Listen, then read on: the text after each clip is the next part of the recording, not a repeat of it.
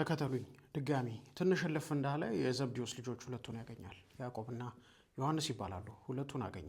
ከአባታቸውና ከቅጥር ሰራተኛ ጋር ነበር ያገኛቸው። ትንሽ ቢዝነሱ ኤክስፓንድ ያደረገ ይመስላል። ቅጥር ሰራተኛ ጨምረዋል። አባትየው አለ።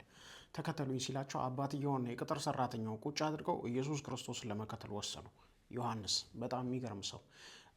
አክቹዋሊ ወንድሙ ያዕቆብ እዚህ ላይ ያለው ወንድሙ ያዕቆብ የመጀመሪያው ሐዋርያቶች ሲሰዉ የመጀመሪያው መስዋዕት ሆኖ እናገኘዋለን። ሄሮድስ መጀመሪያ ነው የገደለው። እሱ የመጀመሪያዎቹ አገልግሎቶች አካባቢ ላይ የተገደለ ሰው ነው። ግን ዮሐንስን እንመለከተዋለን። እዚህ ጋር ዮሐንስ ዘመን ተሻገረ፣ አለፈ። ወደ 5 የሚሆኑ መጽሐፎችን ጻፈልን። የዮሐንስ ወንጌልን ጨምሮ 3ቱን መልእክታት። ከዛ በኋላ ዮሐንስ ራእይን አበረከተ። ተከተሉኝ ሲል ኢየሱስ ክርስቶስ የምሩን ነው እና የዘላለም ሕይወትን ዋስትና ያደረገ ነው። ከብዙ ሰዎች ጋር ተጫውቻለሁ። የተለያየ ቦታ ላይ ያሉ በተለያየ ፍልስፍና የተያዙ ሰዎችን አጫውተውኛል። ከሞት በኋላ ምንም ጋራንቲ የላቸውም። የሚነግሩኝም ኤክስፕላኔሽን አልነበራቸውም። እንከተለው። ተባርካችኋል።